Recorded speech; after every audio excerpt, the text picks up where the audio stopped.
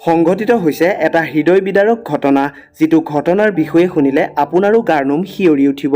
বিবাহ সম্পন্ন কৰি পুৱতি নিশা পুনৰ ঘৰলৈ আহি থকাৰ সময়তে বৰযাত্ৰী কঢ়িওৱা বাছ দুৰ্ঘটনাত পতিত হৈ অকাল মৃত্যুক সাৱটি লয় 5জনকৈ লোকে। দেওবাৰে পুৱতি নিশা এই শোকাবহ পথ দুৰ্ঘটনা সংঘটিত হয় মধ্যপ্ৰদেশ সীমান্তৱৰ্তী মহুই গাঁৱৰ সমীপত। বিবাহ যাত্ৰী কঢ়িওৱা বাছখনৰ সৈতে বিপৰীত দিশৰ পৰা অহা এখন ট্ৰাকৰ ভয়ংকৰ সংঘৰ্ষ ঘটাত থিতাতে মৃত্যু ঘটে বাছখনৰ চালক, হেণ্ডিমেন আৰু 3জন বৰযাত্ৰীৰ। আনহাতে এই দুৰ্ঘটনাত আন 10জন লোকো আহত হোৱা বুলি জানিব পৰা গৈছে। পৰৱৰ্তী সময়ত আহতসকলক উদ্ধাৰ কৰি জিলা হস্পিতালত ভৰ্তি কৰোৱা হয়। জানিব পৰা মতে শনিবাৰে ৰেন্ধাৰ থানা এলেকাৰ মহেলা গাঁৱৰ নিবাসী মল্লু পালৰ 2 পুত্ৰ পাপু আৰু সুনীল পালৰ বিবাহ সম্পন্ন হৈছিল ৰামপুৰ থানা এলেকাৰ ধুতা গাঁৱৰ নিবাসী ৰামধনী পালৰ 2 কন্যাৰ সৈতে।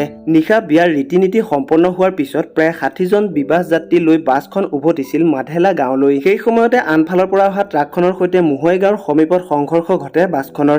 এই দুৰ্ঘটনাত নিহতসকলক বাছ চালক কল্লু, কণ্ডাক্টৰ বিকাশ আৰু বৰযাত্ৰী ৰঘুনন্দন, কুলদীপ আৰু শিৰোমণি বুলি চিনাক্ত কৰা হৈছে। সঁচাকৈ খবৰটো শুনি খুবেই দুখ লাগিল। শেষত ভগৱানৰ ওচৰত এটাই প্ৰাৰ্থনা কৰিছোঁ, মৃত লোকসকলৰ বিদেহী আত্মাই যাতে চিৰশান্তি লাভ কৰে। ভিডিঅ'টো ইমানে আছিলে। যদিহে আমাৰ চেনেলটো এতিয়াও ছাবস্ক্ৰাইব নকৰাকৈ চাই আছে তেনেহ'লে প্লিজ চেনেলটো ছাবস্ক্ৰাইব কৰি কাষত থকা বেল আইকনটো প্ৰেছ কৰি ল'ব। ভিডিঅ'টো শেষলৈকে চোৱাৰ বাবে ধন্যবাদ।